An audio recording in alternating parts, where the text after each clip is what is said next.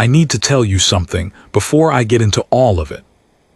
There is a moment, and I didn't understand this until I actually stood there and watched it happen with my own eyes, where a human being stops being a human being in the way we normally think of people, where something shifts, where a man becomes something else entirely, something old, something trained so deep inside the bone that the person just disappears. And what's left behind is something almost impossible to describe standing here in front of you now. I've thought about that afternoon in London more times than I can count. I've described it at dinner tables and in text messages and to my brother-in-law who said, "Yeah, mate, they're trained robots, everyone knows that." But he wasn't there. None of them were there. And there is a difference, a real physical difference between watching a clip of a royal guard on a phone screen and standing close enough that you can actually hear him breathe. This is what happened. Set up.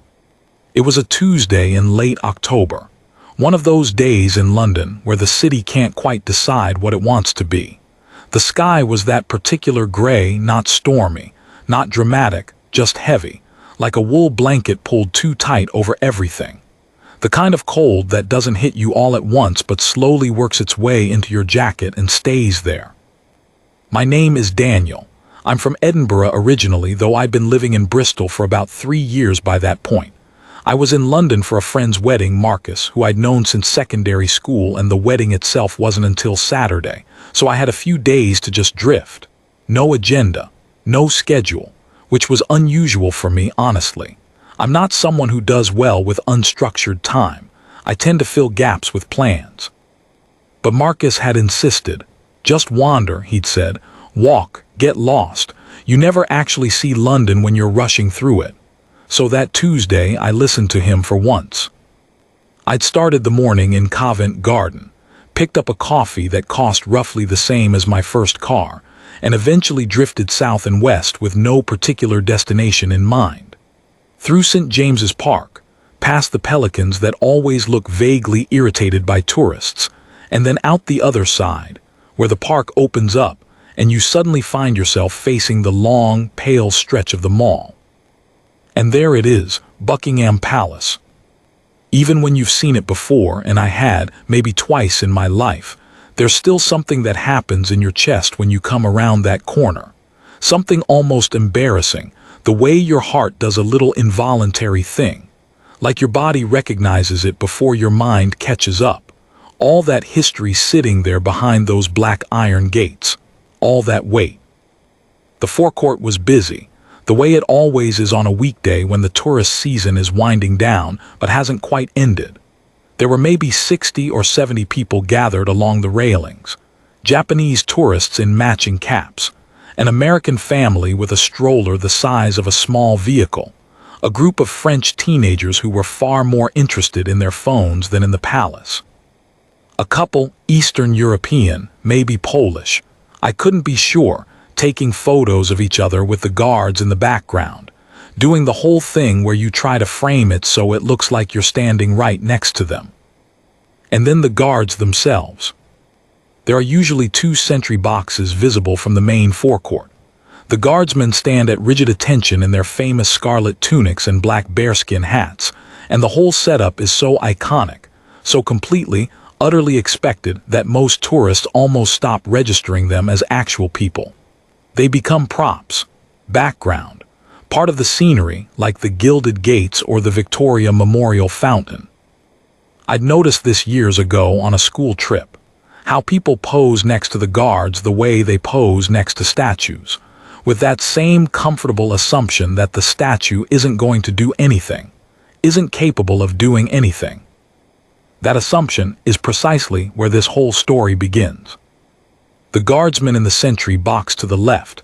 I later found out these are members of the household division, though which specific regiment was on duty that day I honestly couldn't tell you, was completely motionless. Impeccably so. The kind of stillness that almost defies biological logic. Not rigid in the way a person is rigid when they're trying not to move, but deeply, fundamentally still. Like gravity worked differently for him. His face was young. 22, 23 at most. I remember being surprised by that, the way I always am when I look at them up close. Just kids, really.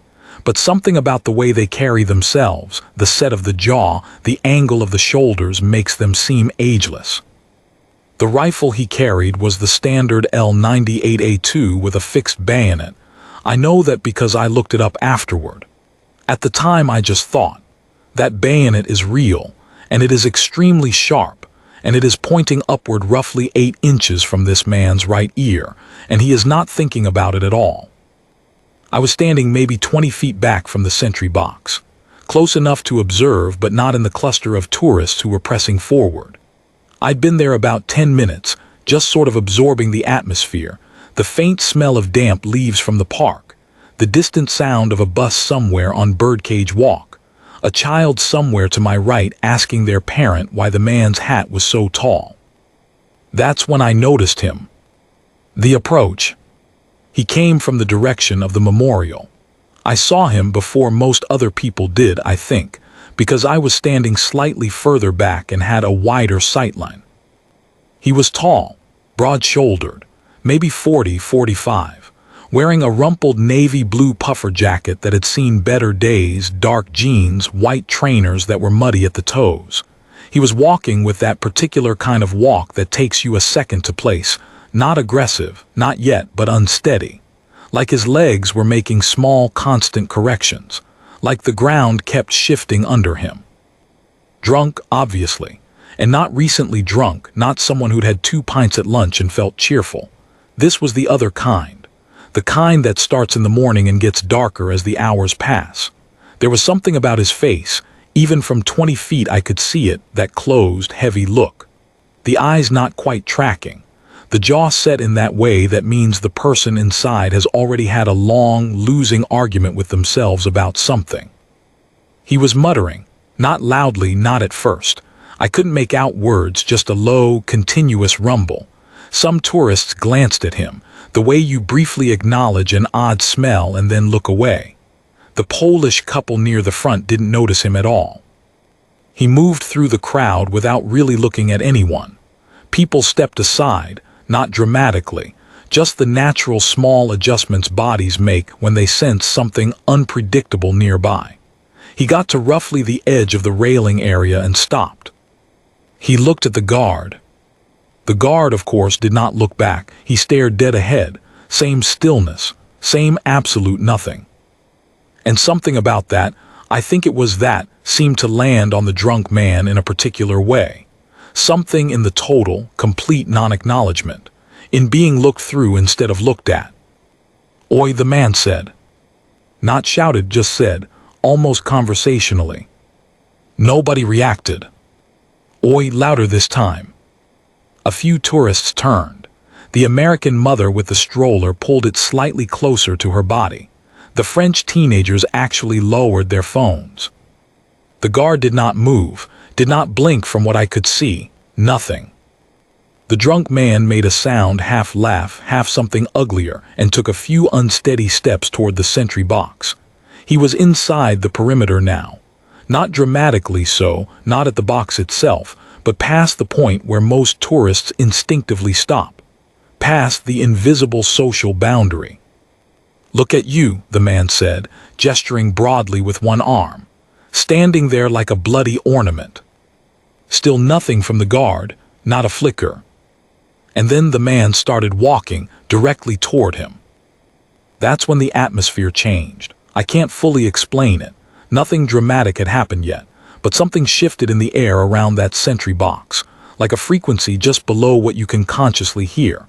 I felt the hairs on the back of my neck stand up, and I genuinely saw the posture of 2 or 3 other people in the crowd change at the exact same moment. Shoulders back, weight redistributed, ready for something, though nobody could have said exactly what. The drunk man closed the distance.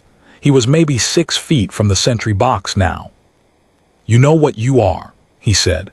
His voice had gotten louder and taken on that particular slurred aggressiveness. The words coming out slightly wrong at the edges. "You're a joke, a costume standing there for the tourists. Whole thing's a..." He waved his hand. "The whole thing." He took another step, 5 feet now, 4. And that is precisely when I learned something I had absolutely no idea about. Because the guard moved. The first protocol. Not toward the man, let me be clear about that. What happened was this. The guardsman who had been at his attention, rifle resting, shifted. A small shift, almost imperceptible. His left foot moved outward approximately 2 inches. His spine, which had already been straight, seemed to somehow become straighter.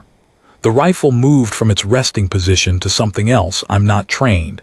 I don't know the exact terminology, but it came to a position that was not yet a threat, not yet confrontational, but was no longer passive. Something between those two things. And then, this is the part that I still think about, he stamped. 1 foot, sharp, precise. A single stamp on the cobblestone that rang out like a gunshot. I physically flinched. I wasn't the only one. The drunk man stopped walking. He genuinely stopped, mid-step, like someone had hit pause. And the guard, still not looking at the man, still looking ahead at some distant fixed point, said, in a voice that was not shouted, not aggressive, but somehow enormous, the way sounds are enormous in an empty cathedral. Stand back from the sentry box. That was it, 5 words. I wish I could convey to you what those 5 words sounded like. It wasn't a request. It wasn't a command in the way a bouncer says move along.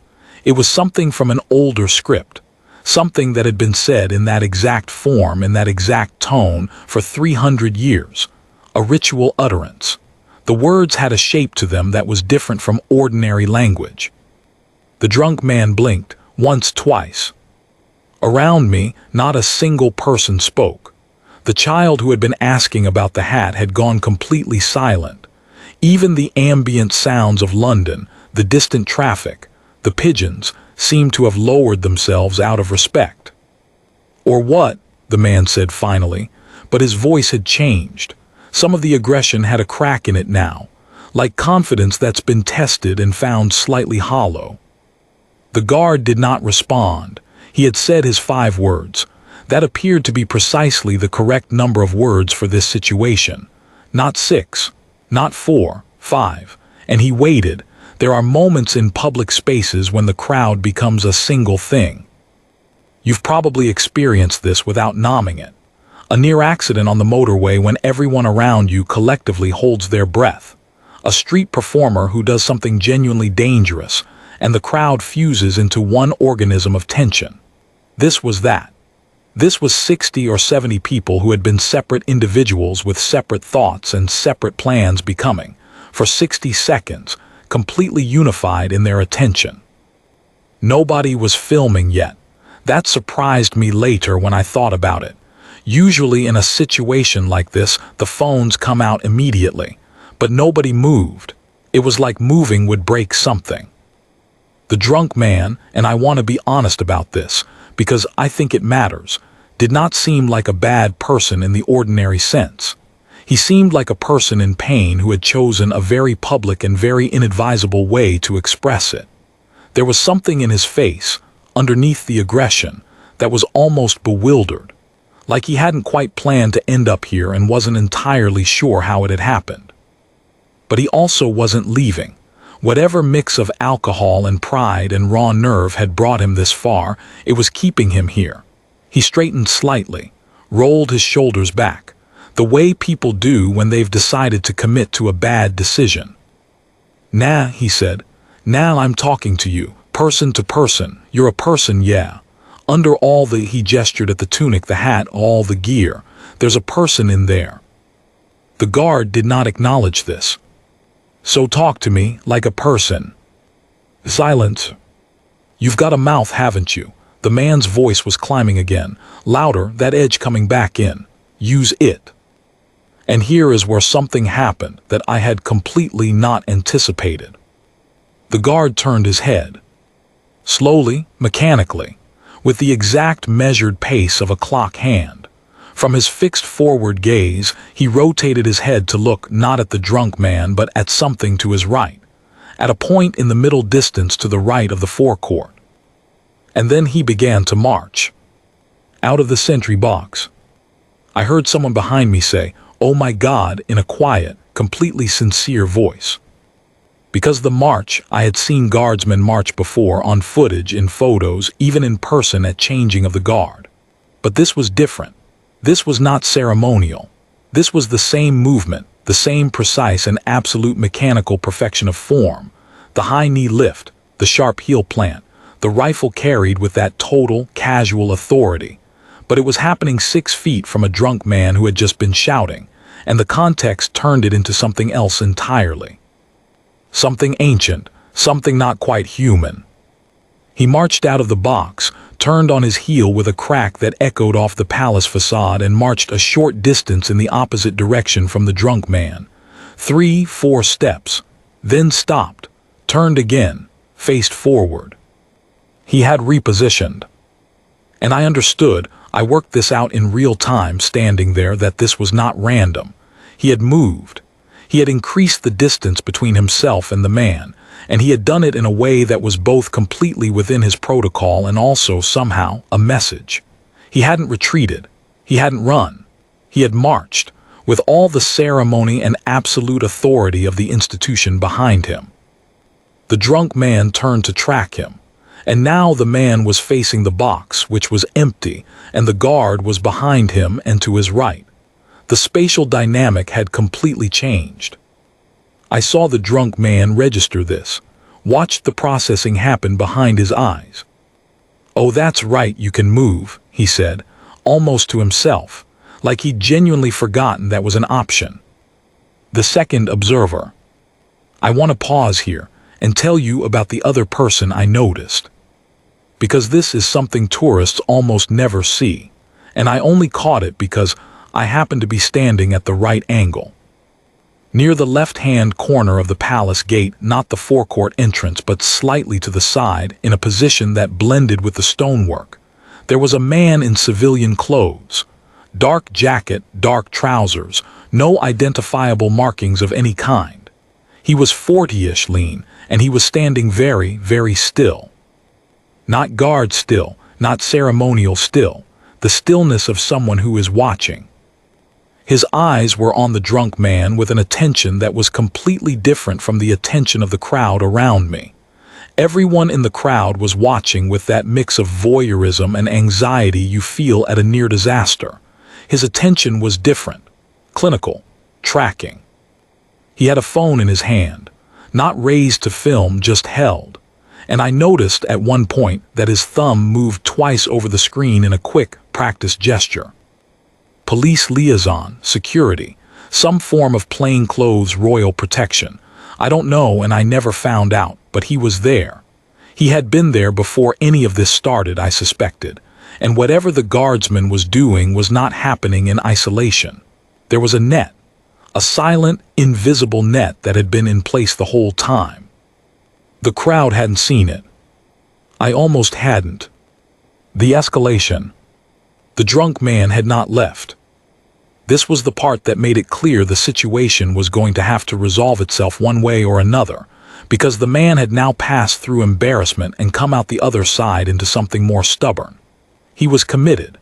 He'd made this choice in front of 60 people, and walking away now felt, I imagine, like an enormous defeat. His ego, battered and soaked in whatever he'd been drinking since morning, simply wouldn't allow it.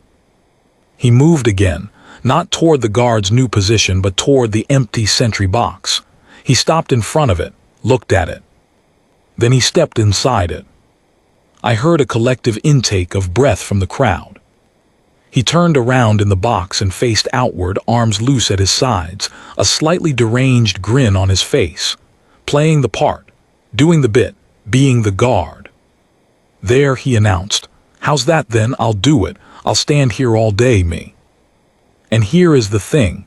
Here is the absolutely specific, technical, institutional thing that I did not know until I researched it afterward. That particular action, a civilian occupying a royal sentry box, triggers a specific escalation in the guard's protocol. Because the guard turned. He turned with that same clockwork precision, faced the box, faced the man who was standing in the box, and he marched toward him. I want to be very exact about what I mean when I say he marched toward him, because it is completely different from what you might be imagining. He didn't charge. He didn't rush. There was not an iota of panic or anger or urgency in the movement. He marched at the exact same pace as every other march he had ever done in his life.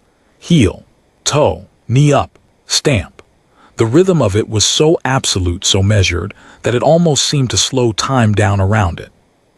But he was closing the distance, step by step, and the bayonet on the end of his rifle was very visible in the gray October light. The drunk man's grin started to slip. He held his ground for 2, maybe 3 of the guard's steps. Then something, animal instinct, basic self-preservation, whatever remained clear enough to function, made a decision on his behalf. He stepped out of the box. He stepped back, then again, hands coming up slightly in that universal gesture of okay, easy. The guard stopped, exactly where he'd intended to stop, I think, at a precise position just in front of the sentry box. He turned sharply to his right and performed a movement, a sharp, formal pivot, rifle coming to a new angle that I can only describe as reclaiming the space. Not threatening, not pursuing, just making something absolutely clear about where the line was and who drew it. Then he was still again. Standing in front of his box, rifle upright, eyes forward. Like nothing had happened. The crowd finds itself. People started breathing again. I heard it, the collective exhale, the shuffling of feet, the restarting of conversations in multiple languages. The American mother bent down to her child and said something quietly. The French teenagers, all phones now out, were whispering to each other. Someone behind me murmured, "Did you see that?" to their companion. The drunk man was standing about 10 feet from the sentry box. He looked reduced. That's the only word. He hadn't been physically touched. He hadn't been shouted at. He hadn't been embarrassed in any loud or public way. But something had left him, some conviction. He was looking at the guard the way people sometimes look at things that have surprised them into reassessing everything they thought they knew. He said something, low enough that I couldn't hear it from where I was standing. It wasn't aggressive. It might have been an apology. It might have been just sound, just the last air going out of the whole situation.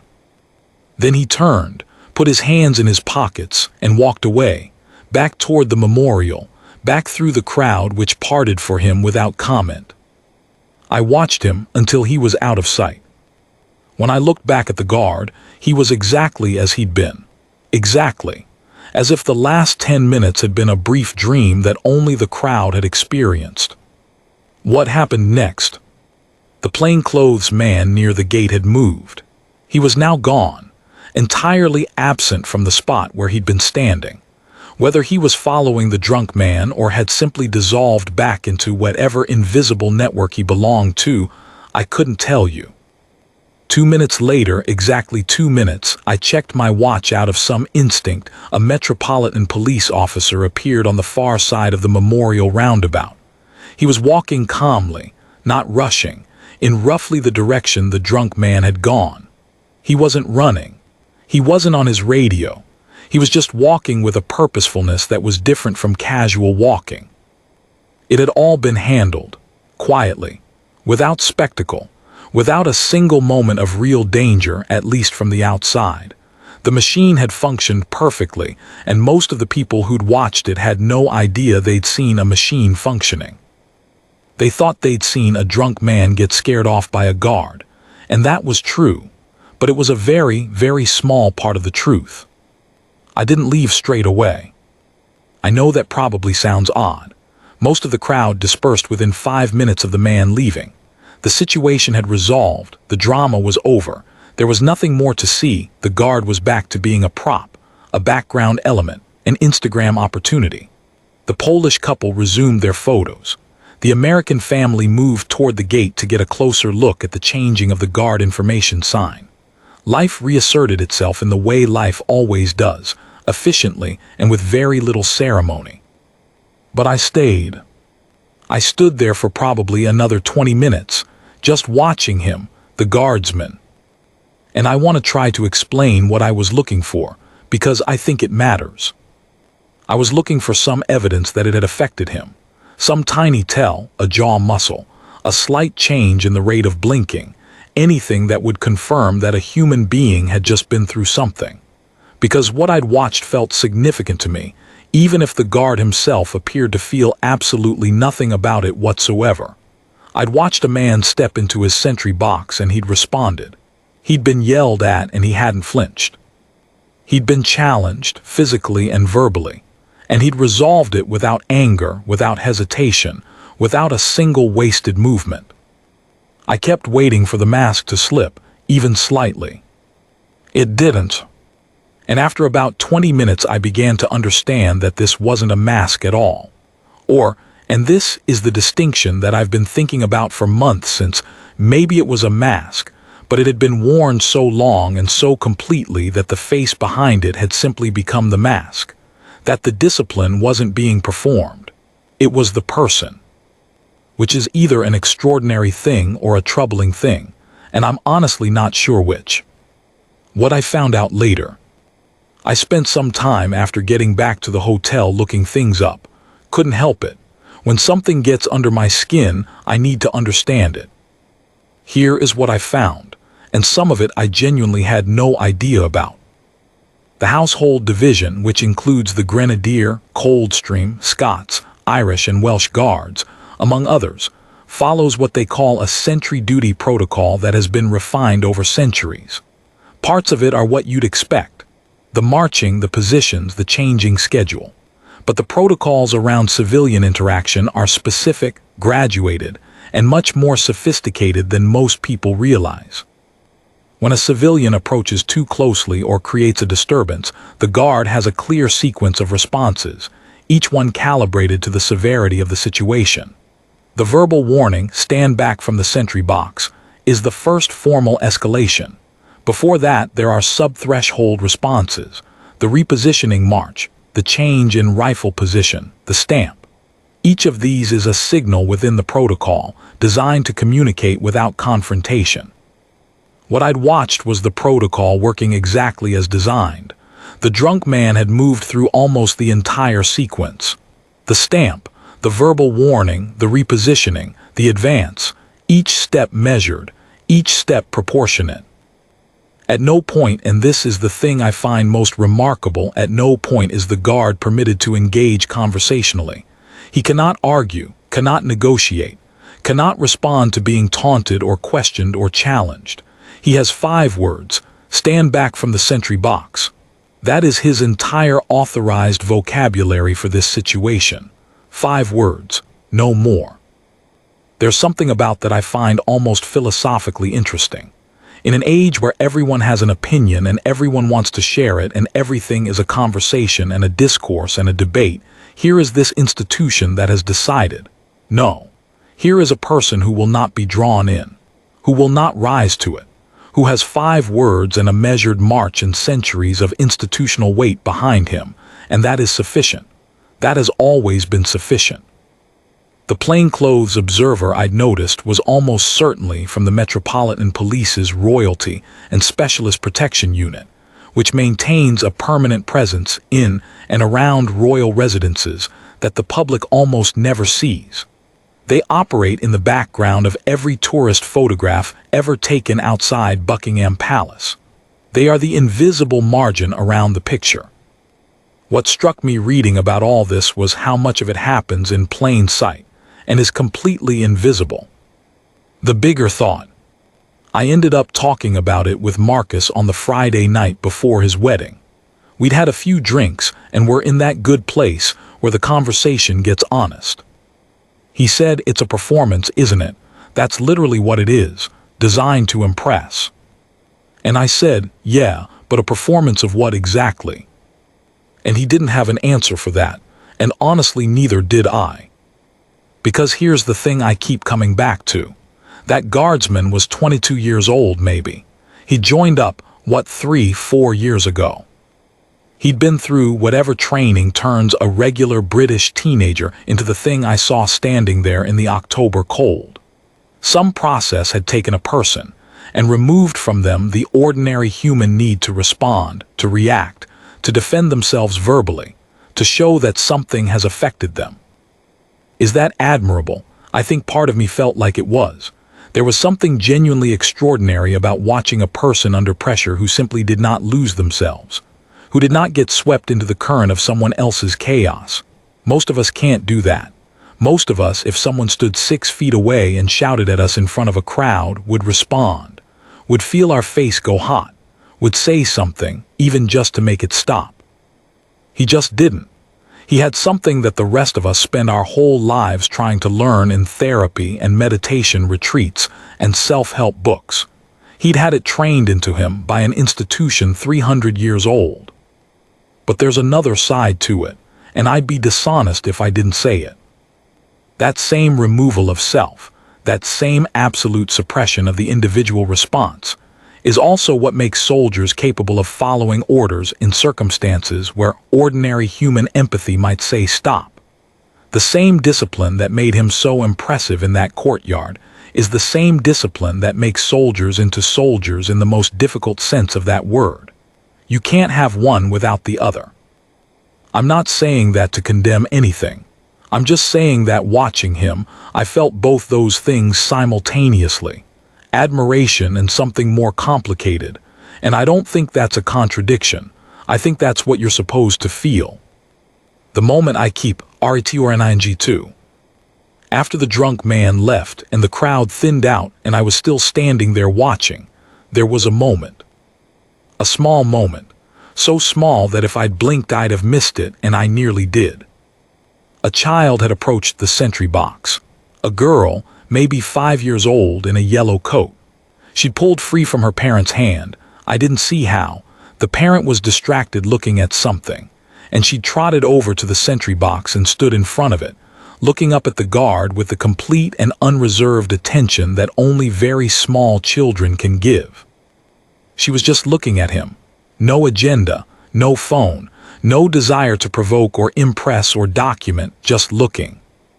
And the guard, this same guard who had just marched down a drunk man and stood unmoved through 10 minutes of shouting, the guard looked down.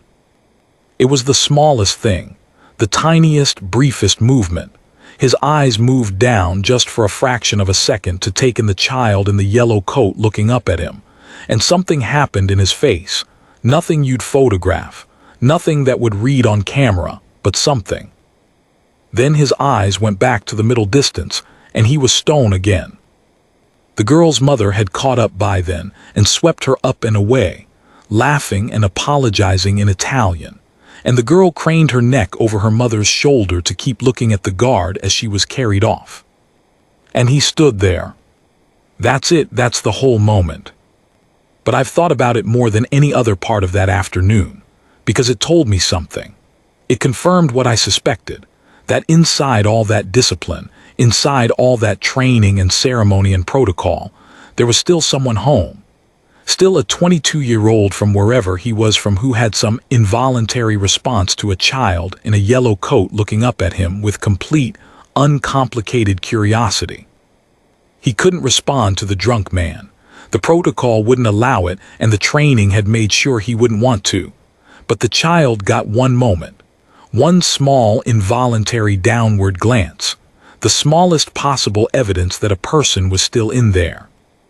Walking away. I left when the lights started to change and the gray sky began to take on that particular London evening quality. Not darker exactly, just thicker. The streetlights coming on early, the tourists thinning out.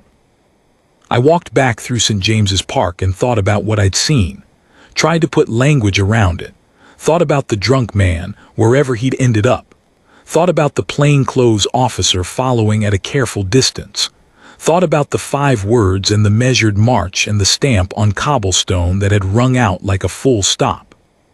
Marcus's wedding was beautiful, by the way. He cried, which surprised absolutely no one who knew him. But I spent part of the reception in a quieter corner of the venue, describing what I'd seen to Marcus's aunt, who turned out to have spent 30 years working in Whitehall and knew considerably more about royal protocol than she was probably supposed to share with a stranger at a wedding. The thing people never understand, she said, accepting a fresh glass of something sparkling, is that the stillness isn't passive. It's the hardest active thing a person can do. Most people, she gestured vaguely at the room, at all of us, most people are only still when nothing is happening. The guardsmen are still precisely because something is happening. That's the entire point. She clinked her glass against mine and walked away to find someone she recognized. I thought about that all the way back to the hotel. Ending. I've been to London 3 times since that October Tuesday. Each time I walk past Buckingham Palace. Each time I stop for a few minutes and look at the guardsmen in their boxes, and I look at the tourists taking photos and the children pointing, and the phones going up and down. And I think about what's underneath the surface of it, the plainclothes figures in the margins, the 5 words, the graduated protocol refined over 3 centuries, the invisible net, the stamp on cobblestone. Most of the people taking photos have no idea what they're actually looking at. They see a costume, a ceremony, a postcard image. But I've seen what happens when something real intrudes, when the situation tests the thing underneath the ceremony. And what's underneath isn't a performance or a prop or a tourist attraction. What's underneath is something that has been built over a very long time to hold. I don't know if that young guardsman ever thinks about that Tuesday afternoon. I still do.